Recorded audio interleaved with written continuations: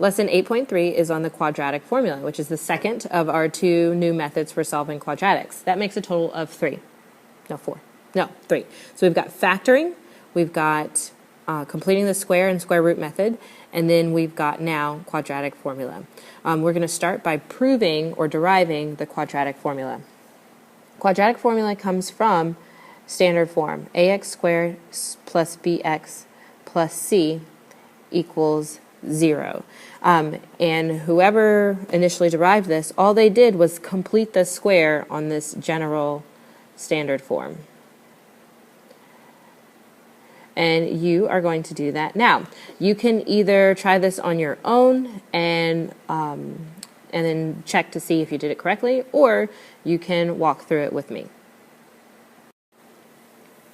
If you're going to try this on your own, you can pause and look at these general steps for completing the square. If you want to try it with me, wait just a couple of seconds and it's going to switch to the next screen that allows you to do that. Okay, let's walk through how to complete this square from standard form. The first thing that we need to do whenever we're completing the square is move the constant term, the current constant term, to the other side of the equation. So I'm going to subtract c from both sides, leaving me with ax squared plus bx, give myself a little bit of space, equals negative c.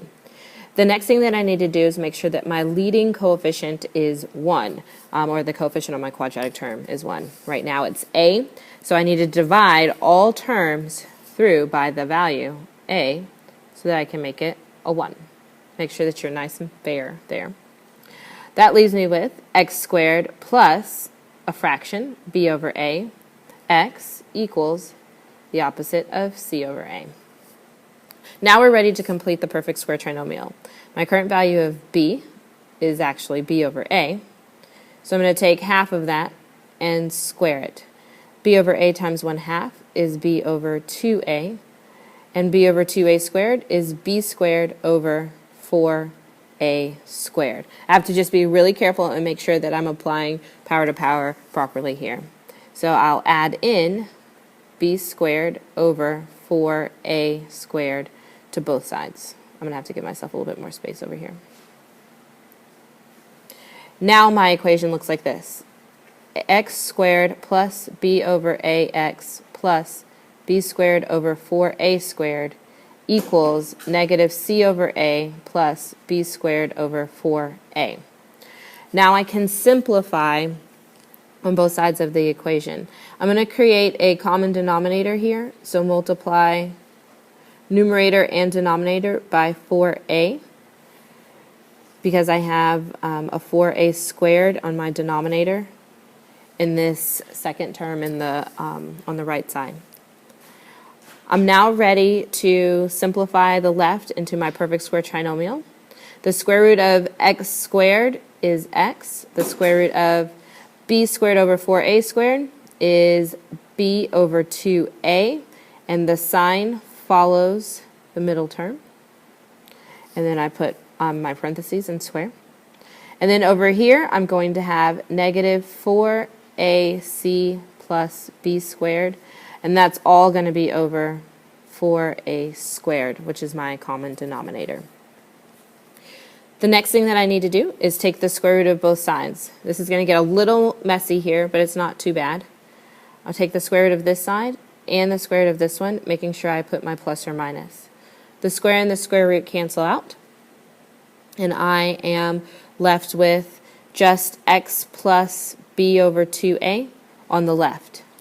On the right, the numerator is a little bit complex, so I have to leave that as plus or minus the square root of negative 4ac plus b squared.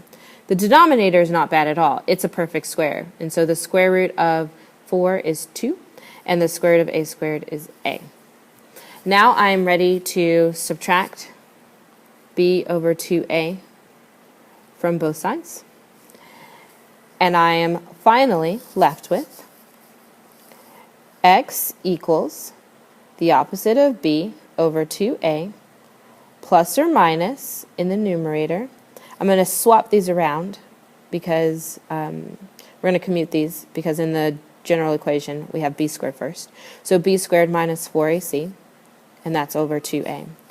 Collecting these as one term with the same denominator because we have common denominators here, I have the opposite of b plus or minus the square root of b squared minus 4ac, all divided by 2a. Make sure that you extend your division sign to cover the opposite of b as well. And this is quadratic formula. Deriving quadratic formula is just a great way to practice completing the square and to see where it comes from. For the most part, though, you're just going to memorize the quadratic formula.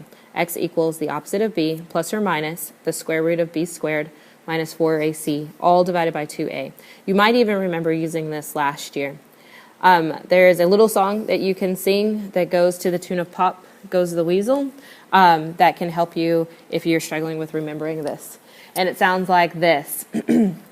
X equals the opposite of b plus or minus the square root of b squared minus 4ac, all over 2a. You'll never hear me sing that again. Okay, so when you are using quadratic formula, it is simple. Plug in the numbers and simplify. Check out the answers. The biggest issue is making sure that you properly identify the values of your coefficients, a, b, and c. So the first thing that you want to make sure that you do is put it in true standard form. You want to get all of your terms, the quadratic, linear, and constant term, to one side of the equal sign and set that equal to 0.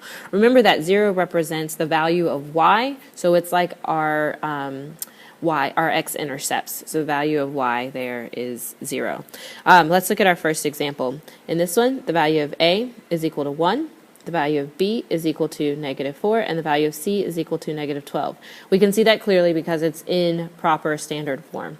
All I'm going to do then is plug that into quadratic formula. So I have x equals the opposite of b, and I'm going to use parentheses here. B is already negative, so you have to be careful and make sure that you're taking the opposite of b, and I'm plugging everything in. For those of you who do not show your work, not a good idea here because there are lots of negatives that can throw your answer off. Plus or minus the square root of the value of b, again, squared, minus 4 times a times c. And that's all divided by 2 times a. And so now it's just about simplifying. The opposite of 4 is positive 4, plus or minus the square root. -4 squared is 16. -4 times 1 is -4, times -12 is a positive 48. All divided by 2 times 1 is just 2. X equals 4 plus or minus 16 plus 48 is 64. So plus or minus the square root of 64 over 2. X equals 4 plus or minus 8 over 2. Now remember, a common mistake is to say, okay, 4 plus or minus 8, that must equal plus or minus 4. It doesn't. So be really careful. If you need to, separate these. 4 plus 8 divided by 2, and then x equals 4 minus 8 divided by 2. 4 plus 8 is 12, and 12 over 2 is 6. So x equals 6. Or 4 minus 8 is -4, and -4 over 2 is -2. So x equals 6 or -2. Look at example number 2. Here, a equals 4, b equals 4, and c, whoops, I didn't subtract to put this in true standard form, so let's do that really fast. Subtract 3 from both sides, and the true standard form is 4x squared plus 4x minus 3 equals 0. So then c equals -3. Very carefully, I plug this into quadratic formula. X equals the opposite of b plus or minus the square root of b squared minus 4 times a times c, all divided by 2 times a. And then it's just about simplifying. The opposite of positive 4 is -4, plus or minus the square root of 4 squared is 16, -4 times -3, that's a little easier to do first, so that's positive 12, and positive 12 times 4, again, is 48. All divided by 8. So x equals -4 plus or minus the square root of 64, all divided by 8, which is -4 plus or minus 8 divided by 8.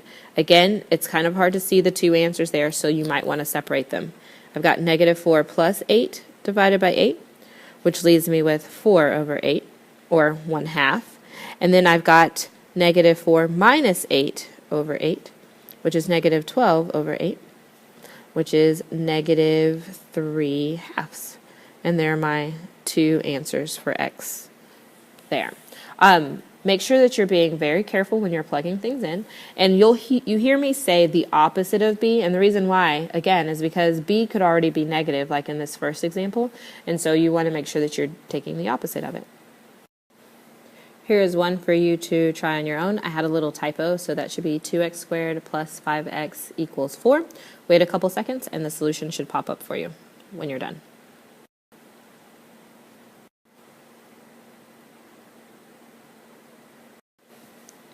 See you in class.